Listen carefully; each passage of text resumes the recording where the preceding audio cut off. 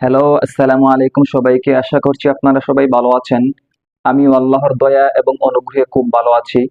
সবাইকে সাকেটস একাডেমিক কেয়ারের পক্ষ থেকে অভিনন্দন এবং শুভেচ্ছা জানিয়ে আজকে আমরা আমাদের ক্লাসটি শুরু করতে যাচ্ছি। হ্যাঁ, আমরা বিগত দিন ইংরেজি বর্ণমালা নিয়ে ক্লাস করেছিলাম, অর্থাৎ এই থেকে নিয়ে জেড পর্যন্ত কিংবা জি পর্যন্ত আমরা বিস্তারিতভাবে আলোচনা করেছি এবং আমি প্রনাউন্সিয়েশন অ্যাকসেন্ট ইংরেজি বর্ণমালাগুলোর ব্রিটিশ এবং আমেরিকান অ্যাকসেন্ট প্রনাউন্সিয়েশন করেছি, উচ্চারণ করেছি এবং দেখিয়ে দিয়েছি কোনটি কিভাবে উচ্চারণ হবে এবং ইংরেজি বর্ণমালা কয় প্রকার ও কি কি পঠনগত দিক থেকে এবং লেখ্যরূপের দিক থেকে আমি আলোচনা করেছি।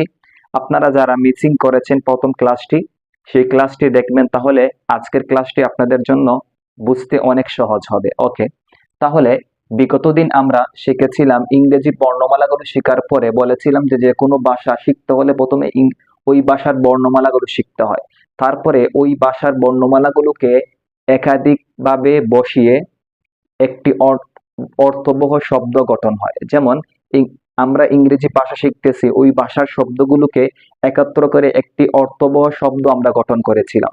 কয়েকটি শব্দ আমরা এরকম গঠন করেছিলাম।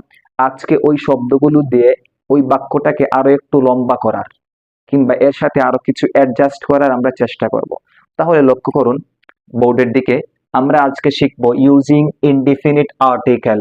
হ্যাঁ, ইউজিং ইনডিফিনিট আর্টিকেল এ অথবা এই, ঠিক আছে। সো আজকে আমরা ইনডিফিনিট আর্টিকেলের ব্যবহার শিখব। ইনডিফিনিট মানে কি? ইনডিফিনিট মানে হচ্ছে অনির্দিষ্ট, আর্টিকেল মানে হচ্ছে প্রবন্ধ কিংবা বিষয়বস্তু, যে কোনো কিছু হতে পারে। ওকে, সো আজকে আমরা অনির্দিষ্ট বিষয়বস্তু নিয়ে আমরা আলোচনা করব। তাহলে অনির্দিষ্ট বিষয়বস্তুর জন্য কি ব্যবহার হয়? আমরা ব্যবহার করব আ কিংবা এ। ওকে, ইনডিফিনিট আর্টিকেল মূলত হচ্ছে দুটি।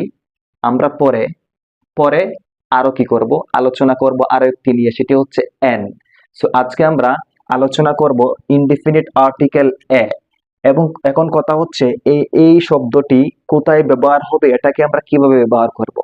বাংলাতে আমরা অনেক সময় এরকম বলে থাকি যে একটি কিংবা একজন বোঝাতে, বস্তুবাচক শব্দ হোক কিংবা ব্যক্তিবাচক শব্দ হোক, অনেক সময় আমরা একটি কিংবা একজন বোঝাতে আমরা কি করি, যে কোনো শব্দের, বাংলা শব্দের পূর্বে একটি শব্দটি কি করি, যুক্ত করি, কিংবা একজন কি করি, যুক্ত করি। ঠিক সেম ভাবে ইংরেজিতে যদি আমরা একটি কিংবা একজন বোঝাতে চাই, হোক তা বস্তুবাচক শব্দ অথবা ব্যক্তিবাচক শব্দ, অর্থাৎ বস্তুবাচক নাউন হোক কিংবা ব্যক্তিবাচক নাউন হোক, যদি আমরা ইংরেজিতে তার পূর্বে একটি কিংবা একজনের ওই অর্থটা নিতে চাই, তাহলে আমরা দুটি শব্দ ইউজ করতে পারি। একটি হচ্ছে এই আর একটি হচ্ছে এ এন এন।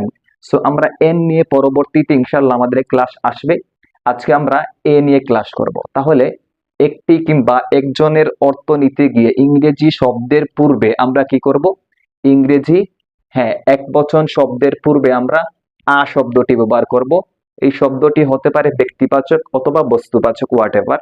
সো একটি কিংবা একজনের, সবাই নোট করি, একটি কিংবা একজন বোঝাতে ইংরেজি কাউন্টেবল হ্যাঁ, সবাই সবাই বলি, একটি কিংবা একজনের অর্থ বোঝাতে ইংরেজি ইংরেজি শব্দের পূর্বে, ইংরেজি একবচন শব্দের পূর্বে আমরা কি করব, আ শব্দটি ব্যবহার করব। ওকে, তাহলে আমরা বলেছি একটি কিংবা একজন বোঝাতে আমরা ইংরেজি শব্দের পূর্বে আ শব্দটি ব্যবহার করব। তাহলে করি, এই যে লক্ষ্য করুন, এই শব্দগুলো কিন্তু আমরা বিগত ক্লাসে শিখেছিলাম, সবার মনে আছে কিনা? হ্যাঁ, এই শব্দগুলো আমরা শিখেছি বিগত ক্লাসে। বলেছি বুক বই, পেন কলম, পেন্সিল পেন্সিল, চক চক, ক্যাপ টুপি, কাপ কাপ, বোল বোল কিংবা গামলা, জাগ জগ, ওয়াল দেয়াল, লেটার অক্ষর কিংবা বর্ণ, সেন্টেন্স বাক্য, মাগ মগ। এই শব্দগুলো আমরা বিগত ক্লাসে শিখেছিলাম। আজকে ওই শব্দগুলোর পূর্বে যদি আমরা এরকম বোঝাতে চাই যে একটি বই, একটি কলম, একটি পেন, একটি জগ, একটি মগ, একটি দেয়াল, একটি অক্ষর অথবা একটি বাক্য, এরকম যদি আমরা বোঝাতে চাই বাংলা বলি এবং ওই বাংলাটা ট্রান্সলেট করতে চাই, অর্থাৎ আমরা যদি ইংরেজি শব্দের পূর্বে বলতে চাই যে একটি বই, একটি পেন, একটি সেন্টেন্স, একটি শব্দ, এরকম যদি বলতে চাই, তাহলে আমরা এই ইংরেজি শব্দগুলোর পূর্বে কি করতে হবে? জাস্ট আমরা একটি শব্দ রাখতে হবে, আ। হ্যাঁ, এখন কথা হচ্ছে আরেকটি বিষয় যে এই আ শব্দটি কোন কোন শব্দের পূর্বে বসবে। খুবই ইজি, আমরা এই আ শব্দটি বসাবো কনসোনান্ট সাউন্ডের পূর্বে। কোথায় বসাবো? কনসোনান্ট সাউন্ডের পূর্বে। একটি কিংবা একজন বোঝাতে আমরা ইংরেজি শব্দের পূর্বে আ শব্দটি ব্যবহার করব। কি বলেছি? একটি কিংবা একজন বোঝাতে ইংরেজি শব্দের পূর্বে কনসোনান্ট সাউন্ডের পূর্বে, ইংরেজি শব্দের কনসোনান্ট সাউন্ডের পূর্বে আমরা আ শব্দটি ব্যবহার করব। আবার বলতেছি, একটি কিংবা একজনের অর্থ বোঝাতে ইংরেজি শব্দের পূর্বে কনসোনান্ট, ইংরেজি শব্দের কনসোনান্ট সাউন্ডের পূর্বে, ইংরেজি শব্দের কনসোনান্ট সাউন্ডের পূর্বে আমরা আ শব্দটি ব্যবহার করব। হ্যাঁ, একটি কথা মনে রাখবেন, আমি কিন্তু বলতেছি কনসোনান্ট সাউন্ড। কনসোনান্ট সাউন্ড মানে কি? আমরা প্রথম ক্লাসে শিখেছি ভাওয়েল এবং কনসোনান্ট। কনসোনান্টকে বলা হয় ব্যঞ্জন বর্ণ। হ্যাঁ, সো ভাওয়েল হচ্ছে মোট 5টি, A, E, I, O, U, A, E, I, O, U. হ্যাঁ, এই 5টি ব্যতীত পরবর্তী যেই 21টি আছে প্রত্যেকটি হচ্ছে কনসোনান্ট। হ্যাঁ, তাহলে বলেছি কি কনসোনান্ট সাউন্ডের পূর্বে আমরা একটি কিংবা একজনের অর্থ বোঝাতে ইংরেজি শব্দের পূর্বে আ ব্যবহার করব। কি করব? আ ব্যবহার করব। তাহলে আমরা আ শব্দটি কনসোনান্ট সাউন্ডের পূর্বে ব্যবহার করব এবং এন যেটি আছে পরবর্তীতে আমাদের আসবে সেটি আমরা ভাওয়েল সাউন্ডের পূর্বে ব্যবহার করব। তাহলে এটা কিভাবে ব্যবহার করতে হয় দুটি জিনিস শিখলাম। একটি হচ্ছে এটা একটি কিংবা একজন বোঝাতে ইংরেজি শব্দের পূর্বে আমরা আ শব্দটি ব্যবহার করব। আরেকটি হচ্ছে এটা কোথায় কোন কোন শব্দের পূর্বে ব্যবহার হবে। এর আনসার হচ্ছে কনসোনান্ট সাউন্ডের পূর্বে। কনসোনান্ট সাউন্ডের পূর্বে একটি কিংবা একজনের অর্থ বোঝাতে ইংরেজি শব্দের পূর্বে আমরা আ শব্দটি ব্যবহার করব। তাহলে করি, লক্ষ্য করুন এখানে বুক, পেন, পেন্সিল, চক, ক্যাপ, কাপ, বোল, জাগ, ওয়াল, লেটার, সেন্টেন্স, মার্ক, প্রত্যেকটি শব্দের পূর্বের প্রথম অক্ষরটি লক্ষ্য করুন এখানে কনসোনেন্ট বি। আমরা পড়েছি কি? বলেছি যে ভাওয়েল হচ্ছে মোট 5টি, A, E, I, O, you. এই 5টি ব্যতীত বাকিগুলো হচ্ছে কনসোনেন্ট। তাহলে এই যে বুক শব্দটি শুরু হয়েছে বি দিয়ে, পেন পি দিয়ে, পেন্সিল পি দিয়ে, চক সি দিয়ে, ঠিক তেমনি ক্যাপ কাপ সি দিয়ে, বোল বি দিয়ে, জাগ জে দিয়ে, ওয়াল ডবল ইউ দিয়ে, লেটার এল দিয়ে, সেন্টেন্স এস দিয়ে, মাগ এম দিয়ে।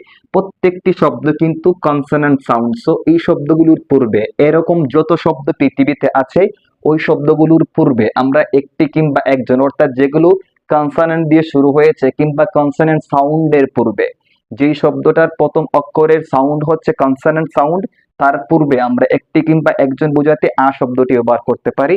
তাহলে এই প্রত্যেকটি শব্দের বুক থেকে নিয়ে মাগ পর্যন্ত প্রত্যেকটি শব্দের পূর্বে আমরা একটি কিংবা একজন বোঝাতে চাইলে আমরা আ শব্দটি ব্যবহার করব। ঠিক আছে, তাহলে করি। এবার লক্ষ্য করুন, এই যে আ বুক, এই যে আ দিলাম আমরা, আ বুক একটি বই। লক্ষ্য করুন, আ বুক একটি বই।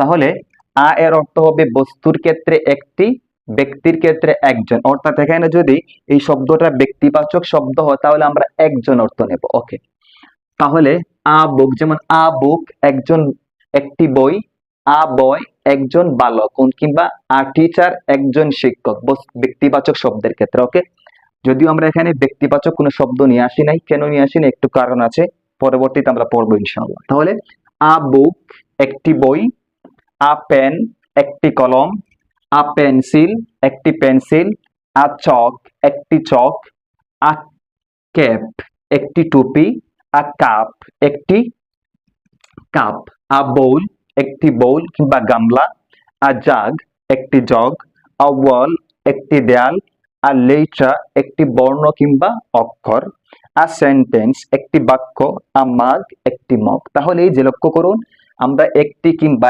একজনের অর্থ বোঝাতে আমরা প্রত্যেকটি কনসোনেন্ট সাউন্ডের পূর্বে আ শব্দটি বসিয়েছি এবং একটির অর্থ নিয়েছি। এবার যদি আমি বলি যে এই আ বুক কিংবা আ পেন থেকে শুরু করে আ সেন্টেন্স এবং আ মাগ পর্যন্ত যেই কি আছে বাক্যটি আছে, এটাকে কি বলা হয়? এটাকে কি আমরা পূর্ণ বাক্য বলবো নাকি বাক্যাংশ বলবো বা খণ্ড বাক্য বলবো? হ্যাঁ, অফকোর্স এটা হচ্ছে একটি বাক্যাংশ কিংবা খণ্ড বাক্য, এটা পূর্ণ বাক্য না। সো আমরা যদি এই অখণ্ড বাক্য কিংবা বাক্যাংশটাকে আমরা এটাকে বলতেছি পজিটিভ বাক্যাংশ। হাবোধক একটি বই একটি হাবোধক খণ্ড বাক্য। এই হাবোধক খণ্ড বাক্যটাকে যদি আমরা না বোধক করতে চাই, কি করতে পারি? না বোধক করতে চাই, তাহলে কি করতে পারি? জাস্ট আমরা এখানে এই আ এর পূর্বে, প্রত্যেকটি শব্দের পূর্বে যে আ দিয়েছি এর পূর্বে, অর্থাৎ এখানে আমরা কি করতে পারি? এখানে আমরা নট যুক্ত করতে পারি, যেমন এরকম নট, এখানেও নট। এই যে not a book, not a pen, একটি কলম একটি কলম নয়। তাহলে প্রথমে ছিল আ বুক একটি বই। এখন যদি এখানে এই আ এর পূর্বে আমরা এগুলো এই বাক্যগুলোকে যদি নেগেটিভ করতে চাই, না বোধক করতে চাই, এই খণ্ড বাক্যগুলোকে যদি আমরা না বোধক করতে চাই, তাহলে কি করতে হবে? জাস্ট এর পূর্বে আমাদের নট শব্দটি যুক্ত করতে হবে। প্রত্যেকটি আ এর পূর্বে কি করতে হবে? নট শব্দটি যুক্ত করে দিলেই আমাদের এই পজিটিভ খণ্ড বাক্যটা নেগেটিভ খণ্ড বাক্য হয়ে যাবে। তাহলে আমরা যদি করি, প্রথমে শিখলাম আ বুক একটি বই, আ পেন একটি কলম। এবার যদি বলতে চাই একটি বই নয়, তাহলে আ এর পূর্বে এই যে নট আ বুক একটি বই নয়, আ পেন একটি কলম। যদি বলতে চাই একটি কলম নয়, নট আ পেন একটি কলম নয়। হ্যাঁ, তবে এখানে আমরা আরেকটি অর্থ বলি, একটি কলম একটি বই একটি কলম। নেগেটিভের ক্ষেত্রে একটি বই নয় একটি কলম নয়। এখানে আমরা নেগেটিভের ক্ষেত্রে সাধারণত আমরা বাংলার ক্ষেত্রে একটি অর্থটি তুলি না কিংবা নেই না। তাহলে বলতে পারি বই নয়, তাহলে বলতে পারি কি এটার আরেকটি অর্থ, নেগেটিভের ক্ষেত্রে দুটি অর্থ বলতে পারি আমরা। নট আ বুক একটি বই নয় হবে শুদ্ধ। যদি বলতে চাই নট আ বুক এর বাংলা বই নয় বলতে পারি, তাহলে নট আ বুক একটি বই নয় কিংবা বই নয়। ঠিক সেম ভাবে নট আ পেন একটি কলম নয় কিংবা কলম নয়, দুটি অর্থ আমরা বলতে পারি। তাহলে এবার এই প্রত্যেকটি পজিটিভ খণ্ডবাক্যের পূর্বে আ এর পূর্বে আমরা নট যুক্ত করে দিলেই এই পজিটিভ খণ্ডবাক্যগুলো আমাদের নেগেটিভ হয়ে যাচ্ছে। তাহলে আমরা করি, এগুলোকে নেগেটিভ করি। এই যে তাহলে আ বুক শিখলাম একটি বই, আ পেন একটি কলম, নট আ বুক একটি বই নয় কিংবা বই নয়, নট আ পেন একটি কলম নয় কিংবা পেন নয় কলম নয়। তাহলে এবার আমরা প্রত্যেকটিকে নেগেটিভ করি। প্রথমে পজিটিভ শিখলাম খণ্ডবাক্য, এবার নেগেটিভ খণ্ডবাক্য শিখি। এই যে লক্ষ্য করুন, প্রত্যেকটি আ এর পূর্বে আমরা নট যুক্ত করেছি, লক্ষ্য করুন আপনারা। নট আ বুক একটি বই নয় কিংবা বই নয়, নট আ পেন একটি কলম নয় কিংবা কলম নয়। সবাই আমার সাথে প্র্যাকটিস করি। নট আ পেন্সিল একটি পেন্সিল নয় কিংবা পেন্সিল নয়, নট আ চক একটি চক নয় অথবা চক নয়, নট আ ক্যাপ একটি ক্যাপ নয় কিংবা ক্যাপ নয়, টুপি নয়। হ্যাঁ, নট আ কাপ একটি কাপ নয় অথবা কাপ নয়। হ্যাঁ, নট আ বোল একটি বোল নয় কিংবা এক বোল নয়, গামলাও বলতে পারি। নট আ বোল একটি গামলা নয় কিংবা গামলা নয়, দুটি অর্থ। নট আ জাগ একটি জগ নয় কিংবা জাগ নয়, নট আ লেটার একটি বর্ণ নয় কিংবা বর্ণ নয়। হ্যাঁ, নট আ মাগ একটি মাগ নয় কিংবা মাগ নয়, নট আ ওয়াল একটি দেয়াল নয় অথবা দেয়াল নয়, নট আ সেন্টেন্স একটি বাক্য নয় অথবা বাক্য নয়। তাহলে আমরা যখন নেগেটিভ করব তখন আমরা এখানে একটি বই অথবা বলতে পারি বই নয়, দুটি, একটি ব্যতীত দিয়ে জাস্ট আমরা নেগেটিভ অর্থটা নিতে পারি, দুটি ভাবে আমরা বাংলাটা বলতে পারি। তাহলে আমরা কি শিখলাম আজকে? প্রথমে আমরা শিখলাম ইউজিং ইনডেফিনিট আর্টিকেল। বললাম যে ইউজিং ইনডেফিনিট আর্টিকেল হচ্ছে দুটি, একটি হচ্ছে এ আর একটি হচ্ছে এই যে এটা এন। এটা নিয়ে আমরা পরবর্তীতে ইনশাআল্লাহ ক্লাস করব, যদিও আজকে আমাদের ক্লাস না এটি। তো আজকে আমরা এ নিয়ে ক্লাস করতেছি। ইনডেফিনিট বললাম অর্থ হচ্ছে অনির্দিষ্ট, আর্টিকেল মানে হচ্ছে বিষয়বস্তু কিংবা প্রবন্ধ। তাহলে আজকে আমরা এই যে অনির্দিষ্ট বিষয়বস্তু শিখতেছি এবং বললাম যে শব্দটি কিভাবে ব্যবহার হবে। বললাম একটি কিংবা একজন বোঝাতে ইংরেজি শব্দের পূর্বে আমরা শব্দটি ব্যবহার করতে পারি, এক বচনের পূর্বে। ওকে, এবং এটা শব্দের পূর্বে আসবে মানে আসবে, আসার অর্থই হচ্ছে একটি কিংবা একজন বোঝাবে, অর্থাৎ এক বচনের ক্ষেত্রে ব্যবহার হবে। ওকে, তাহলে কি বললাম? ইংরেজি শব্দের পূর্বে একটি কিংবা একজন বোঝাতে চাইলে আমরা শব্দটি ব্যবহার করব। এখন কথা হচ্ছে শব্দটি কোথায় ব্যবহার হবে? বলেছি কনসোনেন্ট সাউন্ডের পূর্বে একটি কিংবা একজন বোঝাতে আমরা কি করব? শব্দটি ব্যবহার করব। কনসোনেন্ট সাউন্ডের পূর্বে একটি কিংবা একজন বোঝাতে আমরা শব্দটি ব্যবহার করব। কনসোনেন্ট কয়টি? 21টি, এবং বাকি যে 5টি আছে ভাওয়েল হচ্ছে মাত্র 5টি, A, E, I, O, you. এগুলো ব্যতীত বাকি যেগুলো আছে এগুলোর পূর্বে আমরা কনসোনেন্ট সাউন্ডের পূর্বে অর্থাৎ একটি কিংবা একজনের অর্থ নিতে গিয়ে আমরা কি করব?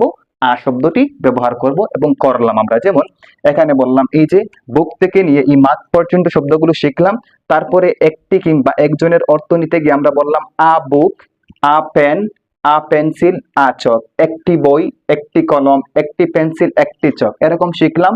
তারপরে বললাম ব্যক্তিবাচকের ক্ষেত্রে বলতে পারি বয়, একজন বালক। হ্যাঁ, ব্যক্তির ক্ষেত্রে হবে একজন অর্থ, বস্তুর ক্ষেত্রে হবে একটি। তারপরে আমরা বললাম যে এই পজিটিভ, এই যে বুক থেকে নিয়ে মাঠ পর্যন্ত যেই বাক্যগুলো, এগুলো হচ্ছে খণ্ডবাক্য, বাক্যাংশ, এগুলো পজিটিভ বাক্যাংশ। এগুলো যদি আমরা নেগেটিভ করতে চাই তাহলে জাস্ট এর পূর্বে নট শব্দটি যুক্ত করবো, এই যে এর পূর্বে নট। তাহলে আমরা এখানে করলাম এই যে নট বুক, একটি বই নয়, নট পেন, একটি কলম নয় অথবা কলম নয়। তাহলে আমরা এখানে দুভাবে বলেছি যে যখন নেগেটিভ বাক্যাংশটিকে আমরা বাংলা অর্থ করব তখন দুটি অর্থ নেব। একটি হচ্ছে একটি বই নয় অথবা বই নয়, দুভাবে অর্থ। এবং সুন্দর অর্থ হচ্ছে বই নয়, একটি বাদ দিয়ে, যেমন নট বুক, একটি বই নয়। এর থেকে এই বাংলা অর্থ থেকে সুন্দর হচ্ছে নট বুক, বই নয়, এটা বলা সব থেকে সুন্দর। তাহলে তারপরে আমরা এই খণ্ডবাক্য, পজিটিভ খণ্ডবাক্যটাকে আমরা নেগেটিভ খণ্ডবাক্যে কি করলাম? রূপান্তরিত করলাম। কিভাবে? জাস্ট এর পূর্বে এই গুলোর পূর্বে, এর পূর্বে আমরা নট যুক্ত করে, এই যে নট যুক্ত করে নেগেটিভ করে ফেললাম। ওকে, সো আজ এই পর্যন্তই আমাদের ক্লাস। আমরা এই খণ্ডবাক্য পরিপূর্ণ করে ফেললাম। পজিটিভ খণ্ডবাক্য শিখলাম, নেগেটিভ খণ্ডবাক্য শিখলাম, এবং কোন কোন শব্দের পূর্বে আমরা শব্দটি ব্যবহার করতে পারি একটি কিংবা একজনের অর্থ নিতে গিয়ে, এইসব বিষয় আজকে আমরা শিখে ফেললাম। ওকে, ইনশাআল্লাহ নেক্সট ক্লাসে আমরা একটি পরিপূর্ণ বাক্য নিয়ে আলোচনা করব এবং পরিপূর্ণ বাক্য শিখব। সো আজকের এই ক্লাসে যদি আপনাদের কোনো প্রশ্ন থেকে থাকে আমাদেরকে করতে পারেন। ইনশাআল্লাহ আমরা আপনাদের প্রশ্নের আনসার দেওয়ার চেষ্টা করব। সবাই ভালো থাকবেন। আসসালামু আলাইকুম।